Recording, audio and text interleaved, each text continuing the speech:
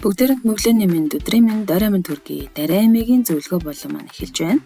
Өнөөдрийн дугаараараа бид хоёр ээж охин хоёрын хувьар зүгээр л ярилцсан байгаа. Хүүхдээ номонд дурлуулахдаа ээж аваад бид нар ямар алдаа гаргадгийг болоо. За. Орой минь. За хүүхдээ номонд дуртай болохыг хүсдэг ээж аавуудын гаргадаг, өөрөө мэдгүй гаргадаг алдаануудын тухай хэлж өгөөч. За хамгийн түрүүнд бол хүүхэд бидний тойл гэдэг. Тэгээ эцэг эхчүүд бид нар хүүхдүүдэд нөгөө завгүй гэсээр хагаад зав гаруул уцаа оролцоод зав гаруул телевизээр мэдээгээ үзчихэд ном уншиж сууж байгаа нь хүүхдүүдийн нүдэнд ер нь харагдахгүй байна. Ядч л нэг ном сонин уншаад сууж харагдвал нөгөөдөл чинь дуурайна. За эхний алдаа. Ном өөртөө ном уншиж нүдэнд нь харагддаг байх нэ. За хоёр дахь алдаа. За хоёр дахь алдаа нь болохоор миний бодол шүү дээ тий. Унших гэж байгаа номоо заавал дуусахгүй тохиолдлууд их олон байгаад байдаг. Яагаад гэхээр нөгөө нэг уншиж итэл нэг ажиллагаараа орхио явчихдаг. Хүүхдтэйгээ юу? Тий хүүхдтэйгээ уншижсна орхио явчихдаг тохиолдлууд байна. За дээрэс нь нөгөө хүүхдүүд нөгөө энэ юу вэ гэдэг хахаар бас яаж юм за тэр гэж нэг уцаарлангуу ч юм уу ядарсан маягтай тэр бүхнийг хүүхдүүд анзаардаг. Тийм учраас хүүхдээ нөгөө чин сэтгэлээсээ яг тийм чанартай цаг гаргаж л хүүхдтэйгээ харилцах хэрэгтэй байна. Өөртөө ч гэсэн номоо уншихдаа тухтаа сууж чаддгүй юм л шүү. Гэдгээ би мэдсэн. Ном унших бас төвчээр шаарддаг хэцүү тийм лээ. Том чи нэг 10 минут сууч бас л чанга шүү тий. Тийм лээ. Тэгээ өөртөө нэг уншдаггүй мөртлөө хүүхдээ ном унших гэдэг чи одоо буруу. Унш гэдэг нь уншихгүй. Буруу юм болчиход байгаа. За хоёлоо ном уншия гэвэл уншин тий. Тийм лээ. Тийм лээ шүү. Тийм юм байдаг.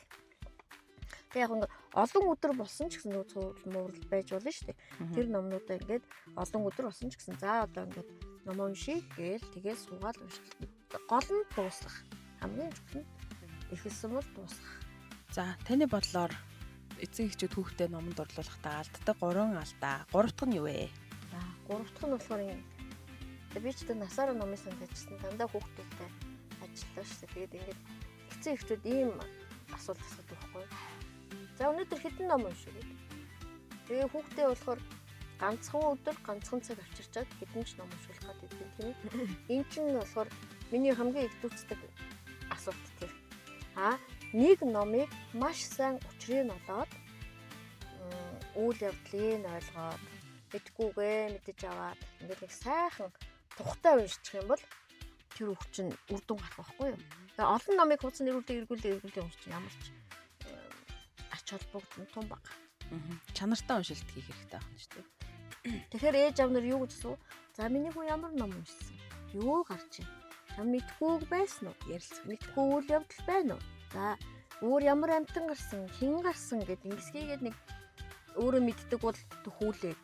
Мэдгүй бол нэрээ хүүхдээсээ бас мэдэж авахгүй сонирхоод асуувал өдөрч сайхан дуртай яриад өгнө. За номын санд төгөлт хийгдэм байх. Тэгвэл гэртээ яах хэвээр? За гэртээ бол одоо тэр номоо дуусгана гэдэг л байна л да. Одоо өчигдөр хоёулаа ямар ном уншлаа? За тэр номоо аваад ир. За одоо энийг уншия. Хүүхэд нэг уншаад ойлгохгүй, нэг уншаад тогтоодгүй, нэг уншаад одоо тэр чинь ингээд хүүхэдчүүд тийм ээ 2-3 настай байна. Ер нь бол 3-р ангийн хүүхэд гэсэн дахин уншуулад байдаг юм биш үү?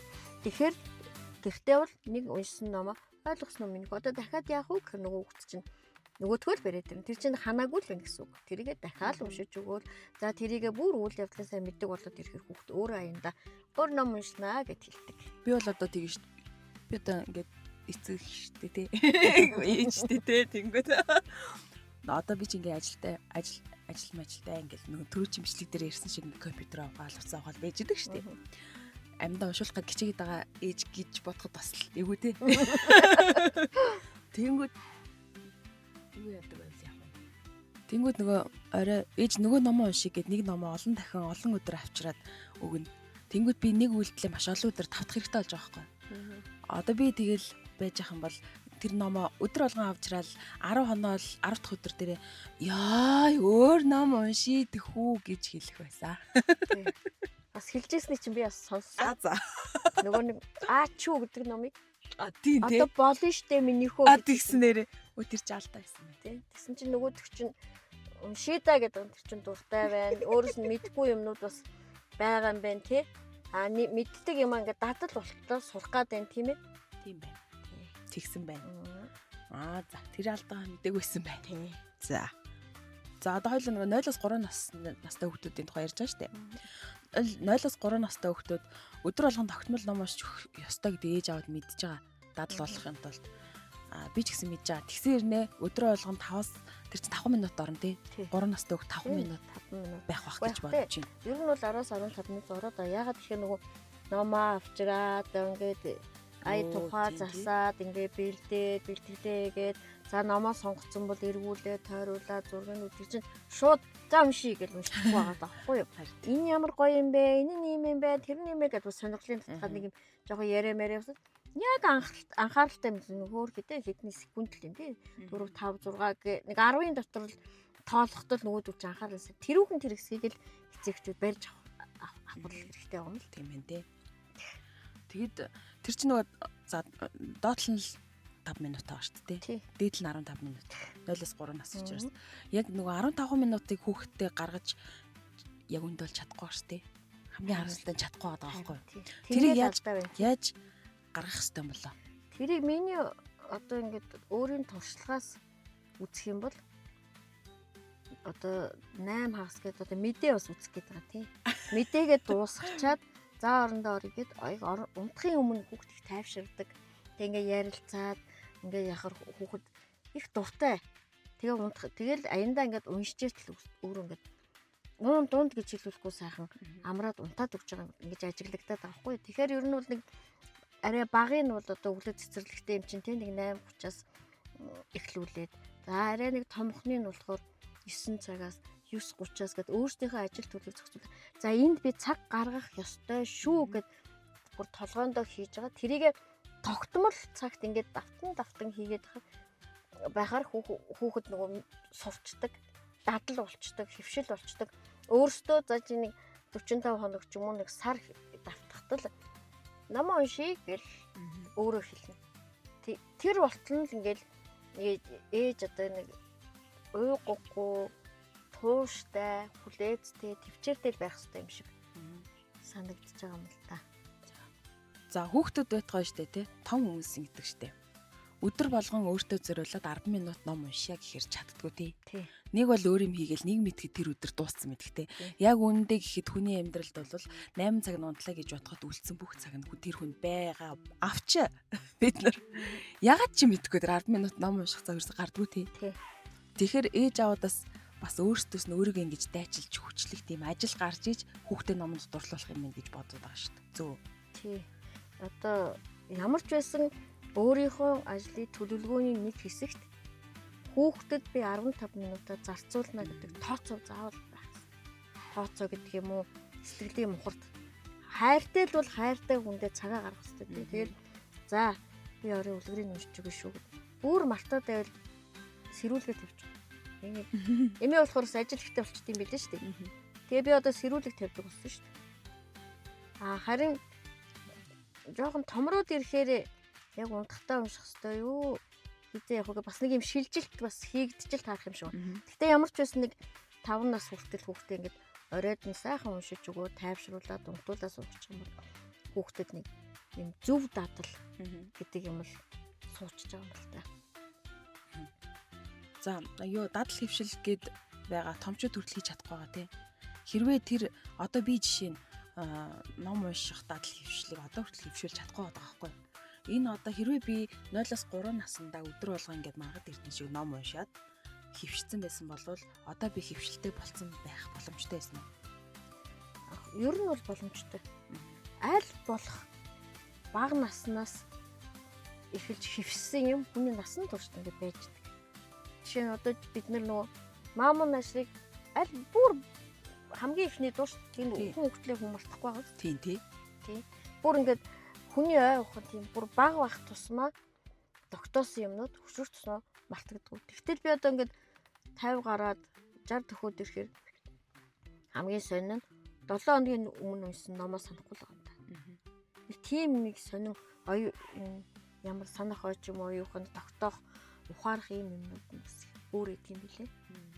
Тэгэхээр дадал хөвшлийг аль болох зөв дадал хөвшлийг аль болох ингээ багаас нь хүүхдэд ингээ нэг суулгаад өгчвөл өөрөө ингээ цаашаа зовлонгүй би ингээ номоо уншиж чинь тэгээд энэ ном чинь энэ нь гоё байсан энэ яг тэ одоо жоох хүүхдүүд бол гоё гэж байгаа л тэгэл аяндаа яваад ирэхээр нэг 10 хүрээд ирэхээр альва нэг үйл явдлын энэ нь зөв юм байна энэ нь буруу юм байна тэгээд далдуур логик юм юу гэдэг юмны ингээ зүй тогтлыг олон юмнууд нь бас цаагаараа сайжирч байдаг.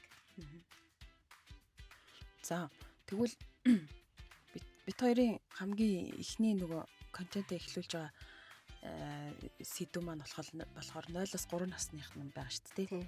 Ягаад 0-3 насныханд зориулаад хамгийн ихний нэвтрүүлэг гэх юм уу? Хамгийн ихний рилүүдэд хүргэе гэж бодсон блэ. Тэрийг нэг сайхан хэлээд өгч. Одоо энэ л байгаа юм л да. Аль болох зөв дадал хөвшилтэй болохын тулд хүүхдийг одоо багаас нь эхлэх хэрэгтэй. Нэгдүгээр. За хоёрдугаар хүүхд чинь ямар нэг юм анхаарал нь төвлөрөөд үгийн баялагийг нэмэгдүүлээ. Харилцаанд бэлтгэхийн тулд бид номтой харилцах хэрэгтэй. Хүүхдтэйгээ харилцах хэрэгтэй. Номон дээр юу гарч байгааг нь яриулах хэрэгтэй. Тэр юу хамгийн чухал юм чинь хүүхдээ үгийн баялаг нэмэх. Үгийн баялаг нэмэгдээд ном уншаад ирэхээр тэр нэг сэтгэлгээ гэдэг юм чинь ингээд өөрөө аяндаа цаана ингээд хэл яриа хоёр чинь яг ингээд хэл сэтгэхүй хоёр чинь яг зэрэгцээд хөгжиж байгаа учраас тэр хүүхдийн хэлд орох өөрөө юу ярих вэ гэдэг нэг жижигхэн ч гэсэн ингээд бодол яваад байна тий. Тэр хөгжлүүд чинь ингээд хамтдаа явж байгаа учраас аль болох багаас нь одоо бол ерөнхийдөө 6 сартаагаас бол бас сонирхоод эхэлж байгаа шүү дээ. Мэдээллийн нэрн зүүн хүний хөгжлийг хурцсаж जैन тий. Нийгмийн хөгжил маш их хурцсаж जैन тийм учраас 6 сартай хүүхдүүд бол номыг үзээд хараад бидээд мэдрээд ингээд бариад үзчихтэл нэг 8 сар болход хилд орох бэлтгэлийнх нь үеэр бол ингээд тогтмол ингээд жоохон хажууд нь тоглоомтой зэрэгцээд ч гэсэн нөгөө даавуу ном ямар ном байдгийг тэр номнуудыг ингээд байж хахад хүүхд энэ байнга байдаг юм гэдэг чинь нүдэрээ бариад сэтгэхүй харц бүх юмараа ингээд мэдрээд ирэхээр хүүхэд ном уншуулахад нэг тийм түүх багтай хүлээж авдаг болдог. За одоо хоёул марлагийн нэг бичлэгийг үзнэ. За үзэхдээ бэлэн байна уу? За үз. Зүрхчин төгтөг гэх ба. За үзье.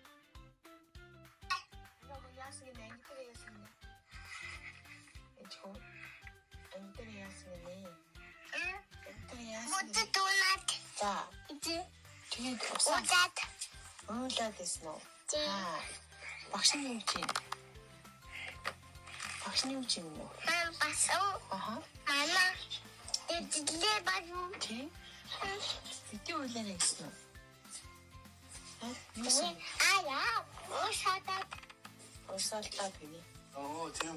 오다. 오살. 대모. 오케이, 오다. 우드레드. 저 모자 도넛.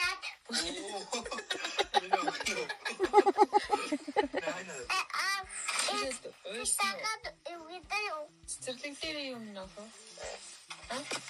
띠. 대모. багш нь юу гэж юм нөхө? багш нь юу гэж? 나나나 비트 올라야 이게.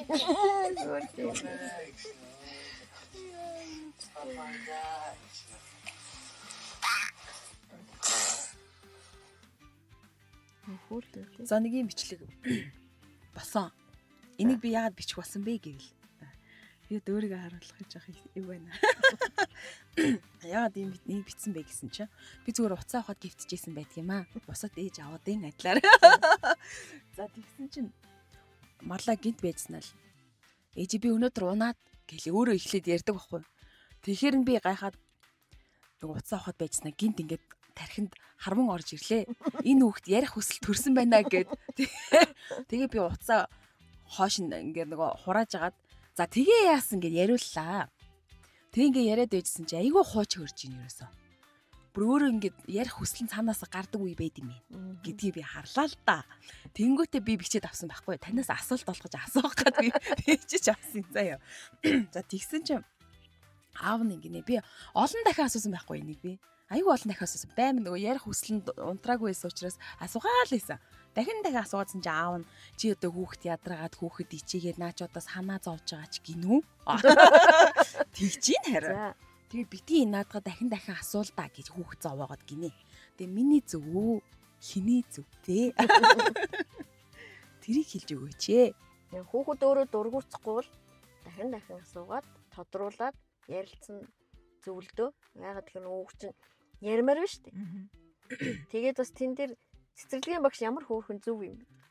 Малта нөгөө бити унаарай гэсэн.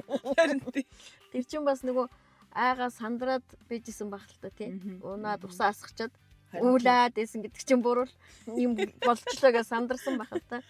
Тэрийг айгүй мэдрэмжтэй зөв хэлэхээр хүүхэд бас хөөрхөн нээлттэй. Тэгээ болсон юм ярина гэдэг чинь тэрэнд бас үгийнхэн сан байгаад байна тийм ээ? Байгаад байна. Одоо үгийн сан байхгүй хүүхдүүд зөндөө байгаа шүү дээ. Яг насндаа байхгүй байгаа. Стресстэй уйлахаас өөр юм байна. Одоо илэрхийлж ярмаар яадаг. Тэгээ тэрийг ярьж чаддгүй. Тэгээд хүүхдүүд улам стресстэй байна шүү дээ.